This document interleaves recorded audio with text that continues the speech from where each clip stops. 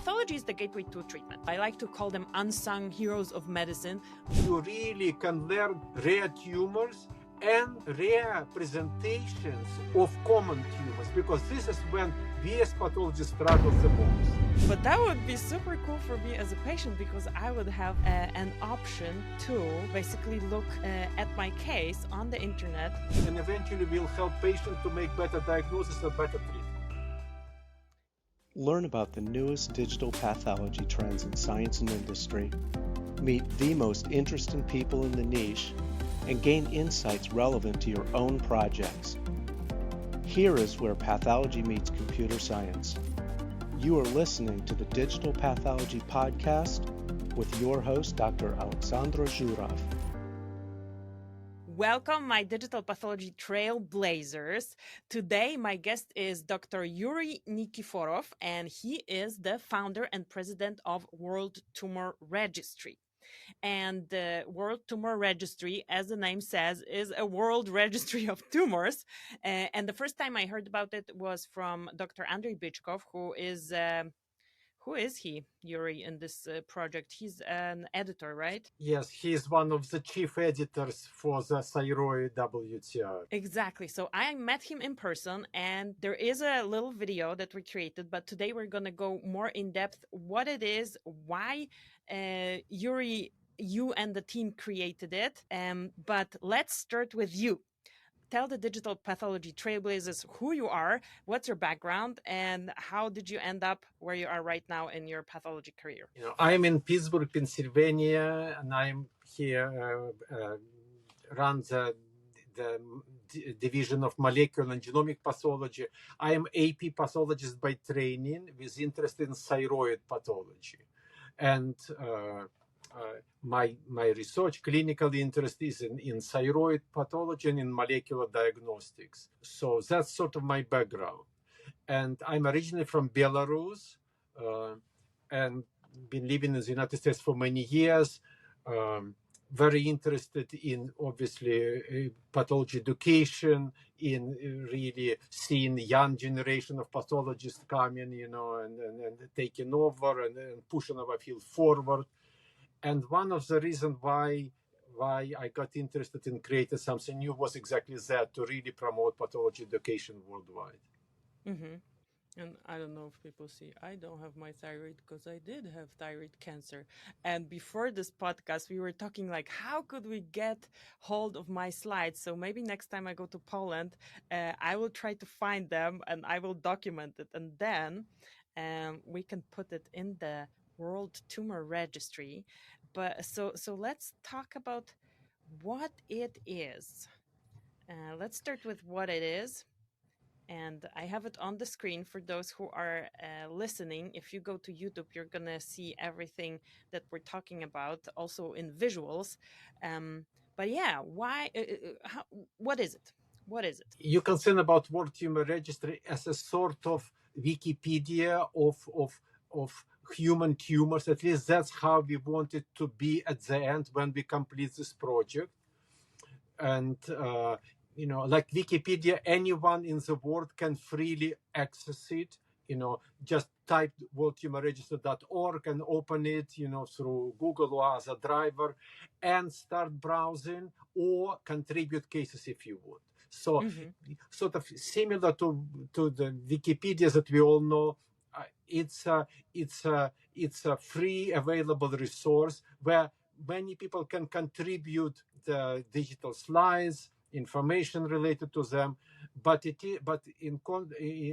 difference is that it is heavily curated. It is curated and annotated by the editors, by a group of experts in the field from different countries in the world, to be sure that the diagnosis is correct and all information provided is also correct. Mm-hmm. And your goal is to have all the possible tumors in the world.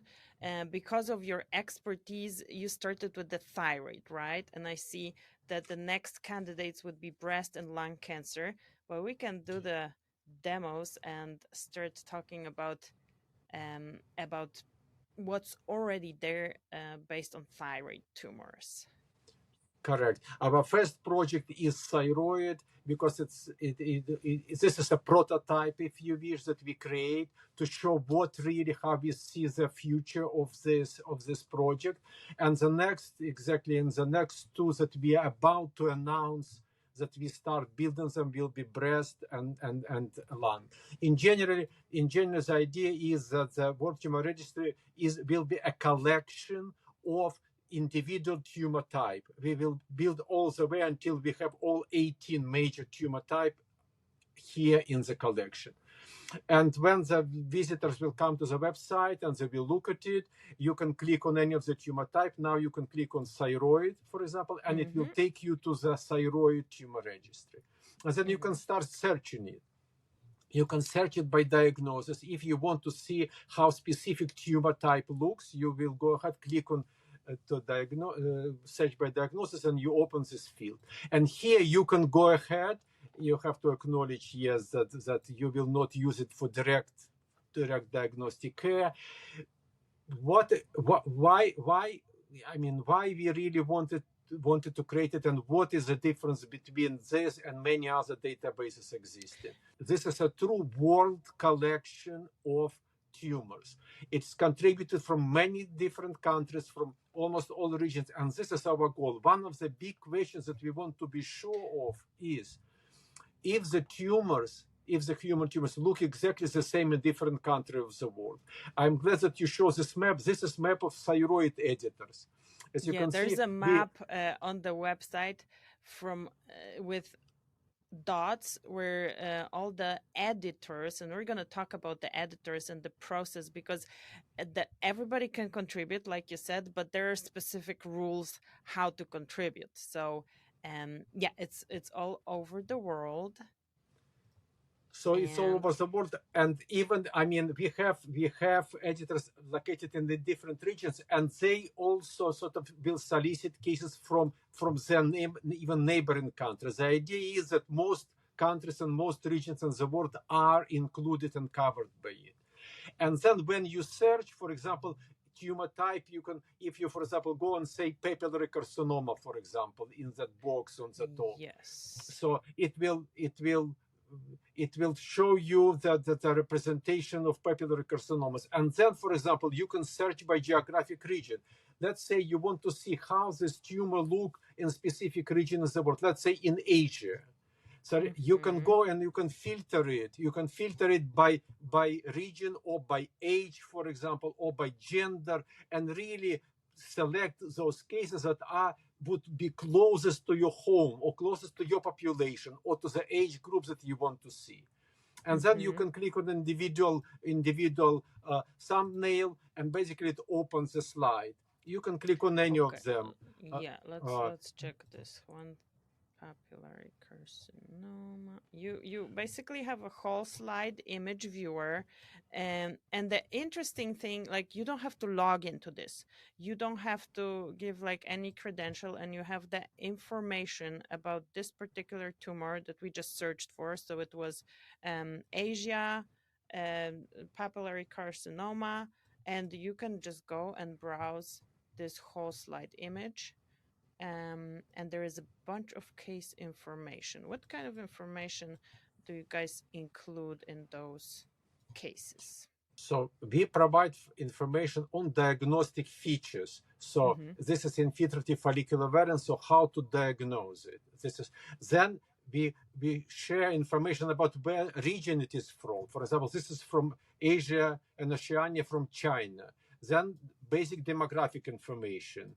For example, this is 40-something-year-old female with no family history, with no specific environmental setting. And then tumor stage is a certain stage, cytology available, and in many cases genetics and immunohistochemistry if available. So it really gives you a sense of how the tumor look, and also what diagnostic or immunohistochemical or molecular characteristics that this tumor has.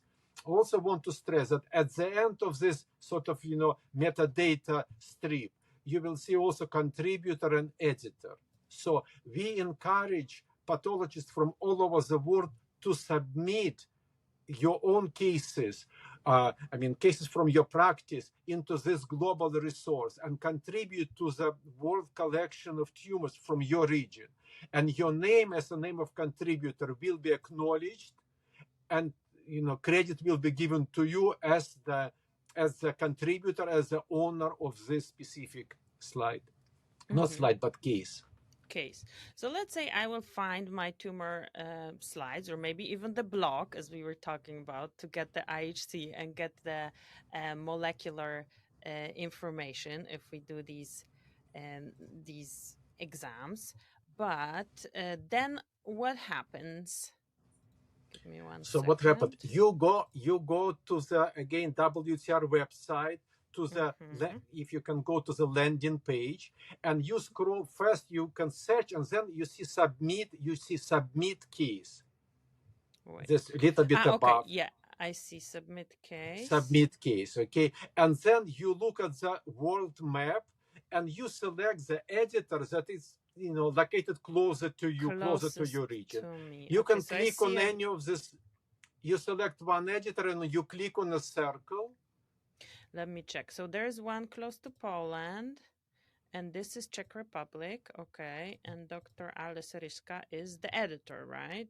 So you see, you click on it, and it shows you this field where you can put your name and already pre-populated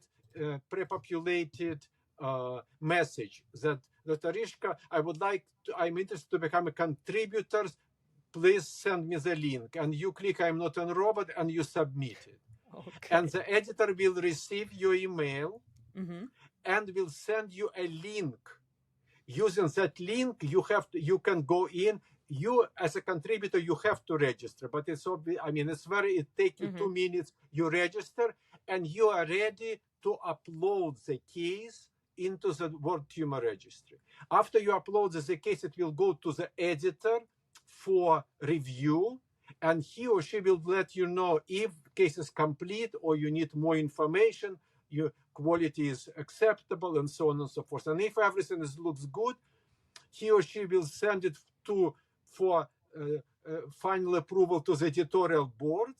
And when it's approved, it will appear in a public folder and available for everybody to search, to see, and to learn from that case. So a few questions here. First of all, I need to upload the whole slide image of this case, right?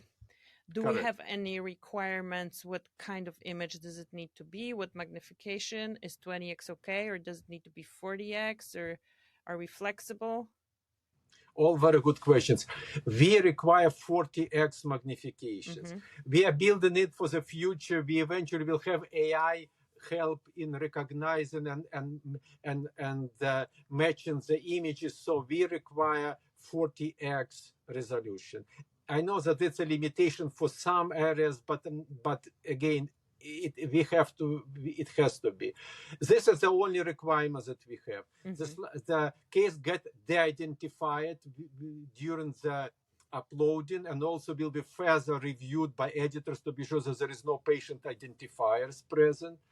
We require a number of metadata like patient age, gender, minimal. There is no requirement. If some of this information is not available, this is not a problem to upload it.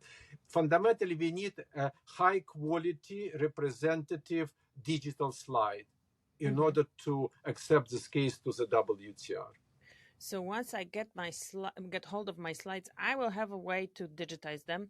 But what if somebody can contribute a case, but they don't have an option to digitize? Is there an option to send them somewhere for digitization? Did you guys think about it? Did you have cases like that?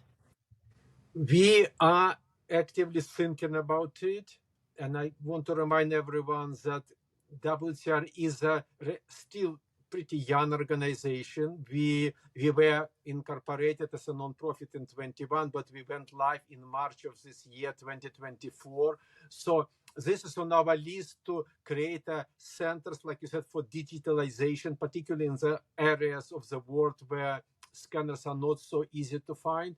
Right now, it works in a way that who has an interest in or rare case has to contact the editor and ask editor to scan the slide on their behalf, which virtually all editors can do. Okay, so basically, if I wanted, let's say I can send my slides to Dr. Rishka and he has the ability to digitize them. That's correct. I mean, I would be a contributor and a patient at the same time, but that would be super cool for me as a patient because I would have an option to basically look at my case on the internet. I mean, I would know that it's mine because I submitted it. Other people would not know that it's mine. That's correct.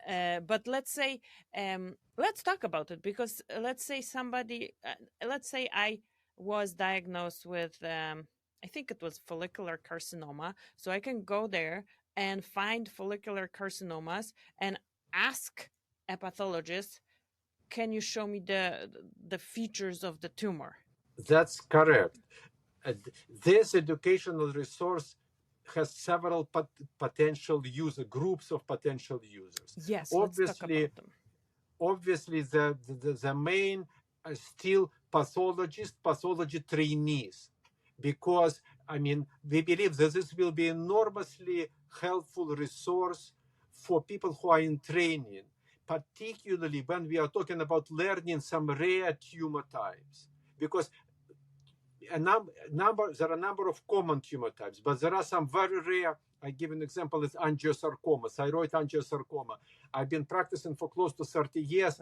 In real life, I've seen maybe 2 cases of thyroid angiosarcoma, And then here now, if you look at the registry, if you, for example, we can also take a look and we see we already have several cases. If you can go to tumor type, and you will see common and then uncommon tumors, second group. Common, and then we have uncommon, and I see the angiosarcoma. And you click on angiosarcoma. We search, and there are literally 5 cases? 1, 2, 3. Already, 4, you see, 5. I tell you, in all my practice, I've seen 2 cases. How many years have you been practicing, Yuri? Well, I've practiced in a good number of years. And just out of curiosity, if you go on in the upper right corner, you can switch to a different. Yes, click on the next.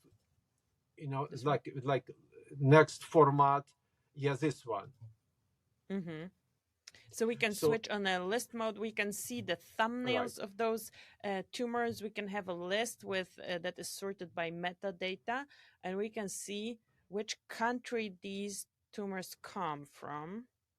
Exactly. You see, it's from Brazil, United States, South Africa. So that's what really. So again, I mean, and you can click on any of these cases, for example, to further to look.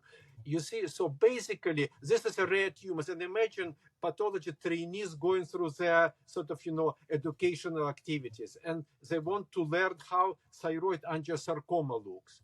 You see, I mean, that would be the amazing resource. There are already 5 cases, and at the end will be many more because we are still at a relatively early stage. And you see how this tumor looks. You see what patient age and how you see immunohistochemistry here, how it is, and even immunohistochemical slide. So truly, this is the way.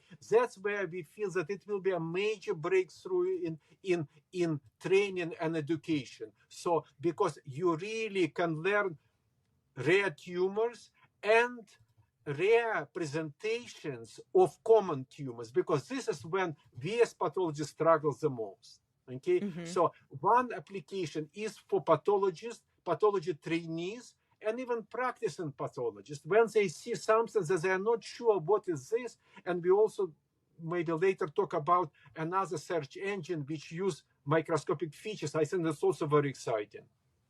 We can look now. So currently we can search by basically by the metadata, by text, by organ. Currently we have thyroid, but there is already other candidates. Question: how long did it take you to assemble the thyroid, and how many cases do we have there at the moment? So if you go again, start from the very beginning, you will see it's 800 something cases. So, but these are all good questions. It took us about a year to assemble the editorial board and prepare the backbone platform, which now will take much less time to start uploading cases. So, but sort of finishing this, you can see, one group of users are pathologists and pathology trainees who can search it by diagnosis, and we already saw who can search specific cohorts. What are specific cohorts? For example, in thyroid, we know that there are tumors that develop in children after Chernobyl accident. Okay, yes. So if you, I suspect mine was from this cohort. So, and these tumors, they look a little bit differently. That will be another very important application. Now there are about 20 cases of tumors in post-Chernobyl. Somebody can go and look specifically on this cohort. And to your question, how do you see find total cases 805. So we have now 800 plus cases. The goal is, eventual goal, when this registry will be full, thyroid register, we expect to have between 3,000 to 4,000 cases, and with all this information from all over the world. Per organ? Yes, per organ. So it will be only for thyroid. So it will be 10 angiosarcomas and 10 plus thyroblastomas, which are exceedingly rare tumors. And there will be hundreds of common tumor types from all over the world that you can search. You can search by location, by region of the world, by age group, by environmental setting, but by anything you want to really come closest to something that you really want to study and understand better. So how do we find this post-Chernobyl cohort? There are several ways to do it. One, you see here is written environmental setting. Yes. Go there and click and see if it expands, and will show you the post-Chernobyl. It just says environmental setting, yes. I don't know. So what else. this is one way to do it. The second, the easiest way is if you go back to the screen when there is like 3 different search options. Oh, search specific cohorts. Right. Click on search specific cohorts. Oh, and there is post-Chernobyl thyroid tumors. View cases. Okay, and right now there is only one, but eventually will be more. And then you click on this.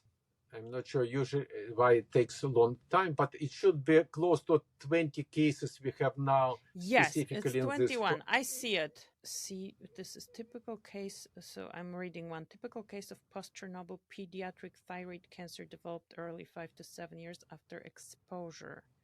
Mixed follicular papillary. So I had my tumor diagnosed when I was 20, maybe 21.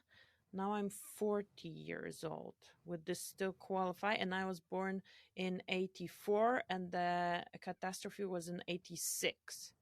You were in a very vulnerable age, because the younger children were at the time of Chernobyl, the higher risk of developing cancer. It's still low, but it's higher. So follicular carcinoma is not most typical, but I suspect that you probably had follicular variant of papillary carcinoma. This is more likely. I will find it. Now I'm so motivated to go back to the hospital and get the blocks.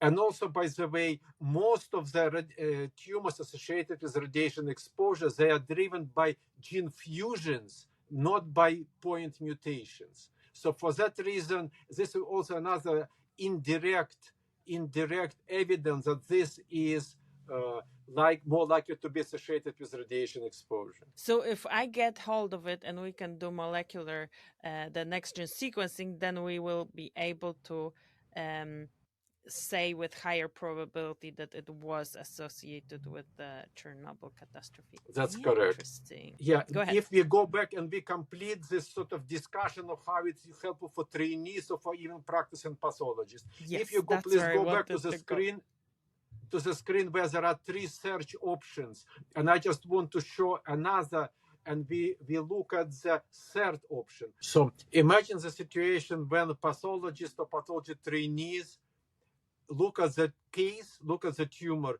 and not sure.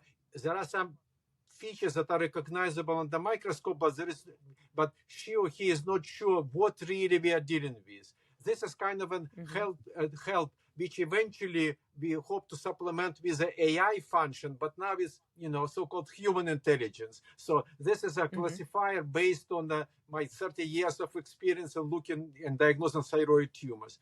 Pathologists should go ahead and just fill out these few questions. You see, patient age, so for example, family age, history, let's say and then a simple thing: tumor capsule, yes, no, growth pattern, features of nuclei. If you want, you can click. I mean, it will be random, sort of, and if you go through it and just click I know on I this, did have a capsule.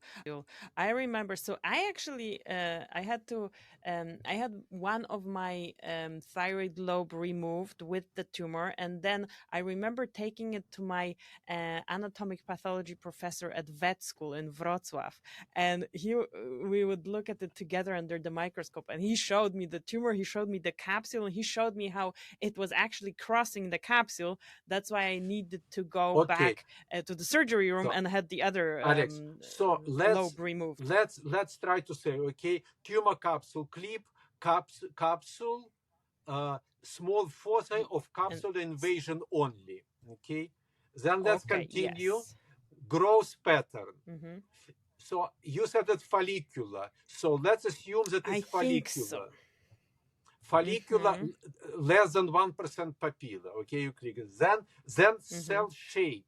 Typically, it's the first one, cuboidal or polygonal shape. You can click on it. Then we continue cytoplasm. Typically, it's eosinophilic cytoplasm. And remember that you don't even need to click on all of them. Then nuclear appearance. Here is a question that either it was monomorphic uniform or it was significant variability in size and shape. Let's say it was monomorphic uniform, or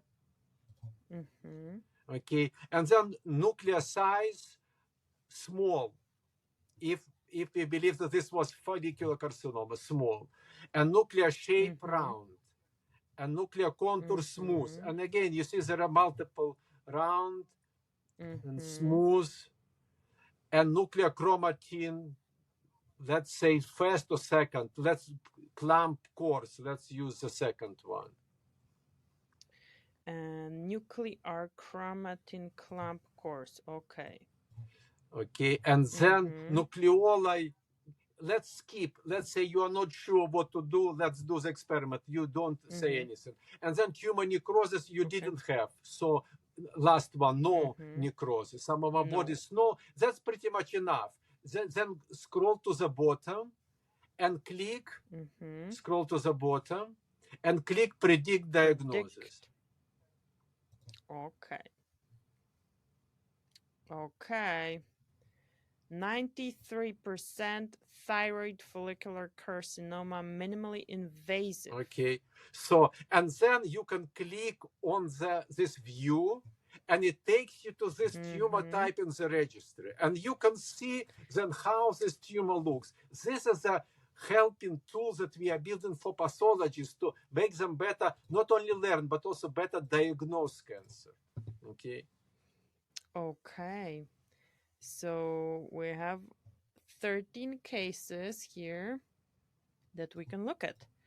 And that was, almost 20 years ago. So I don't remember anything else from that one slide.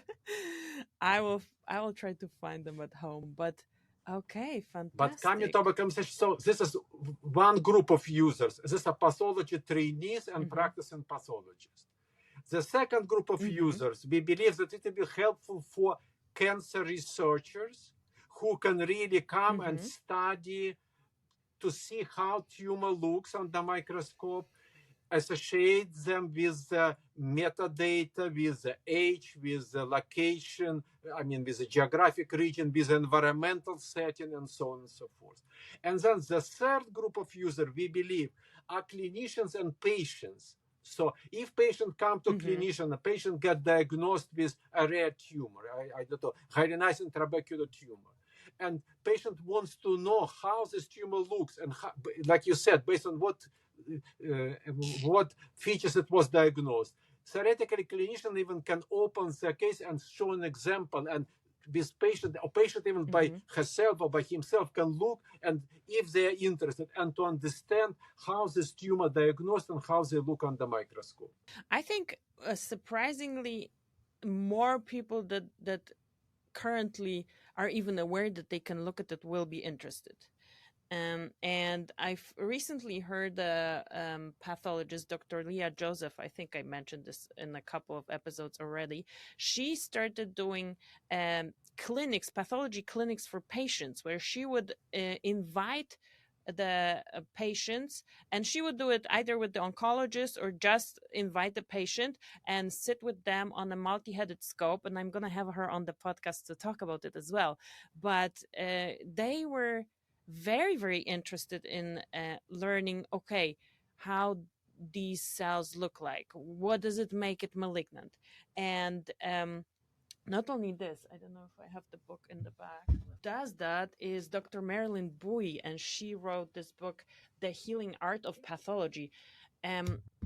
I think because the accessibility of those slides is not that great, like compared with radiology, you always get your the X-ray of whatever bone you broke, right? And then it heals and you're good most of the time. Cancer is a very mentally difficult to handle diagnosis. You know, it used to be like a death sentence. Now we know a lot more, and we know it's not, but in many cases it still is. And on a psychological level for the patient, seeing those images and like being able to figure out, even without the medical knowledge, but talking to somebody who looks and diagnoses those, because pathology is the gateway to treatment.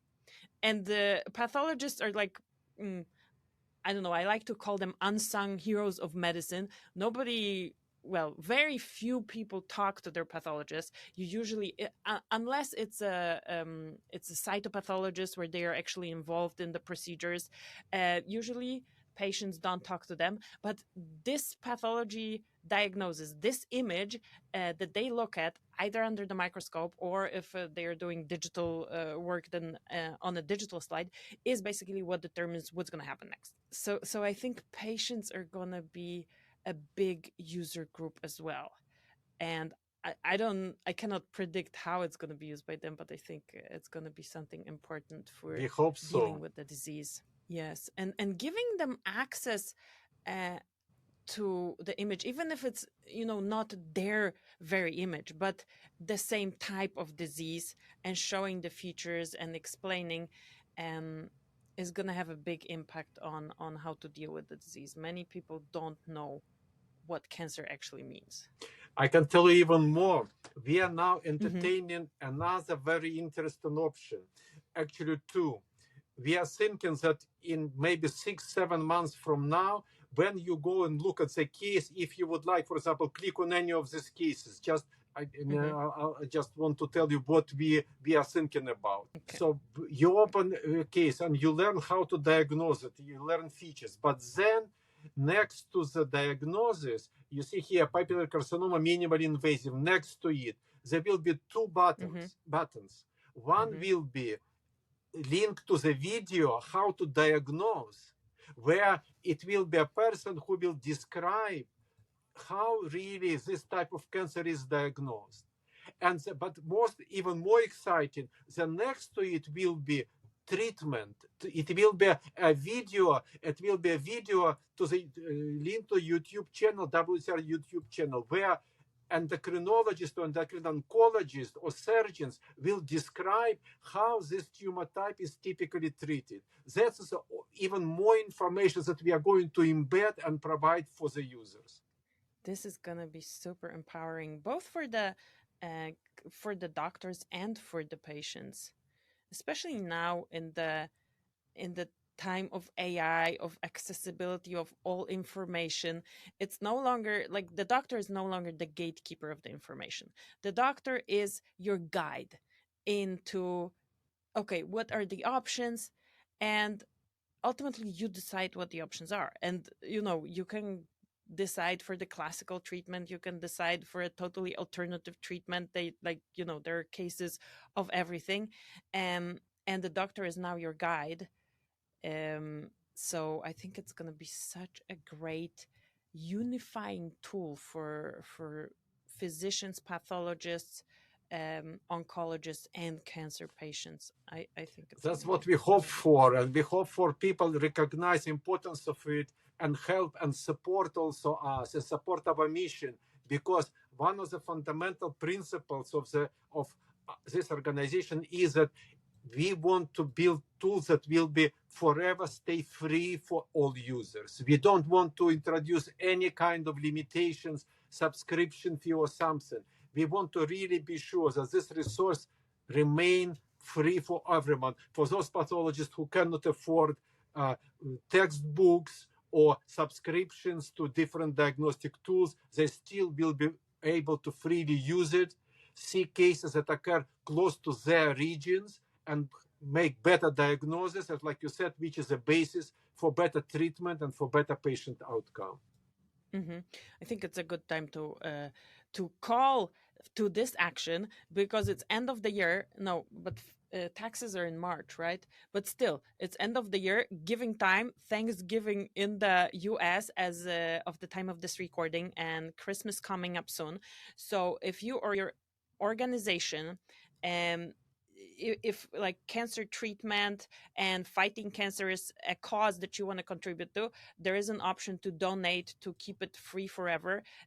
We were talking last time that it costs significant amount of money to put this all together and maintain it, and it's all based on donations. I did a small donation. I'm gonna do another one later, but in the show notes or in the description of the video, we're gonna or on the website, where can we find this link to donate? If you just look at the landing page, you should see a donate button, which is pretty prominently displayed. If you go to the landing page of the website. So when you go to the website, you can see in the right upper corner, you can donate, and you will get a receipt. Is this donation tax deductible? Yes, it is, and you can claim donation as deduction. So for all those, it's a nonprofit, and you can donate in different forms. And I'm gonna link this in the show notes and description as well, but it's very visible on the website. Let's talk about the website, because this, for those who are familiar with the digital pathology software, like when I looked at it, I knew what it was built on.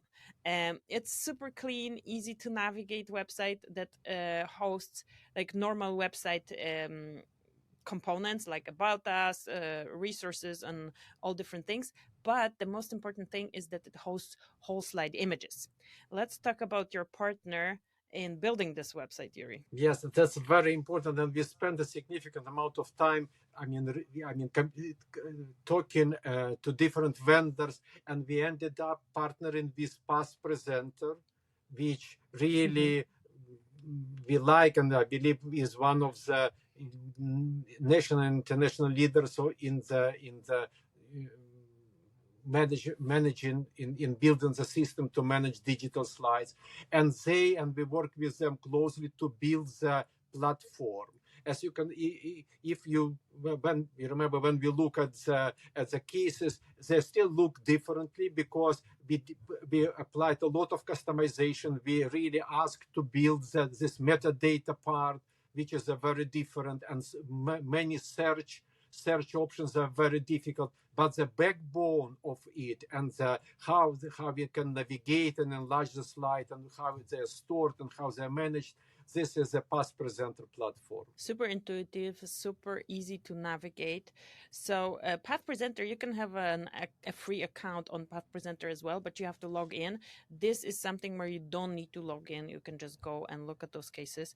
So I will be going on this website every now and then to basically show things on my YouTube channel as well, and always mentioning you and giving you a shout out. I think it's a fantastic resource. Thank you. We appreciate any small or bigger support, because again, we don't have any commercial angle. We all care only about education and about providing a free resource for everyone. So any small or bigger support we can get, we deeply appreciate. So Yuri, one question, educational support, and there is a very high quality standard implemented in submitting those cases. So let's talk a little bit more about your editorial board, and who are they and how are they curated those cases? So maybe we can go back to the sort of this map of the world and the list of editors who are there. This, I mean, all editors, they're volunteers. They are not getting paid in any way or form for this. So these are pathologists who usually have a significant experience and are experts in that particular tumor type.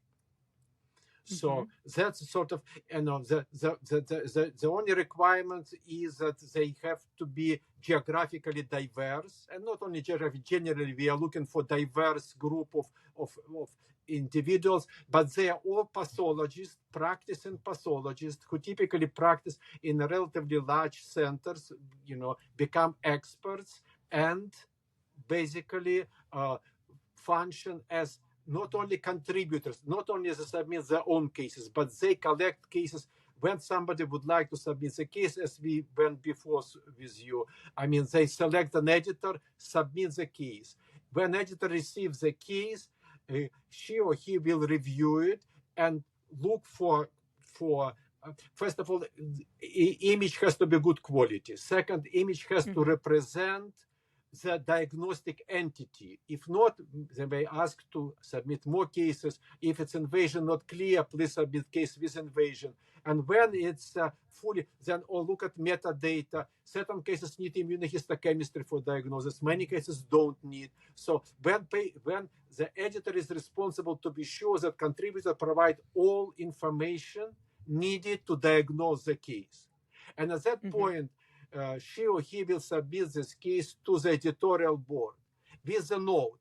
If it's a typical case, they say typical case ready for publication. Or they submit and they say case need editorial board discussion. I can tell you, for example, today, a few hours earlier, we had an editorial board meeting. And one interesting detail, maybe will be interested for your audience. So there is very limited window of the day where you can have meetings where all editors can participate. I can tell you, we had it at 8 o'clock of Eastern Standard Time in the United States. You can do it from 7 to 9. That's your pretty much window, because this is a time when Andrei Bychkov and Jian Liu, in China, they have the end of the day. They have 10, 11 o'clock. And that's pretty much the otherwise. Okay, I'm showing them on the screen here. Yeah. Yeah. And Andrei was the person who told me about the World Tumor Registry in the first place at US CAP in March. Yes. When you guys launched. And Jiyan she's from China, and she's doing the amazing job also recruiting the young pathologists who are contributors. So the difficult cases go to the full editorial board of 21 people of review. So many cases still go directly from the editor to me as a chairperson, and I would release them for publication. Some will go through the discussion of the whole editorial board if they're difficult cases, and when we agree on it, we go ahead and we post it for public use. Wow. So how long does it take to, let's say, to submit a case that requires the full editorial review? Well, if you're talking about the contributor who contribute case, really upload the case. If you have a normal internet speed, takes 2 to 3 minutes. Add the metadata, takes several more minutes. When you have all information at hand, it will take you 10 minutes to upload the case. Not a major. It will take editor, depending on how easy or how complex is the case, 5 to half an hour of time to really curate the case. And then Best case scenario, it goes up to the chairperson. It will take me another 5 minutes to create, maybe to edit the note, and it will go to the public side. Sometimes, some cases require much longer time. It going back and forth, editor send back to the contributor, please add immunostain, quality is not very good. Sometimes very simple thing. They scan the case, but the cover slip was dirty and there is too much dirt on the scan. We ask, could you please clean it and you resubmit? So sometimes it takes longer.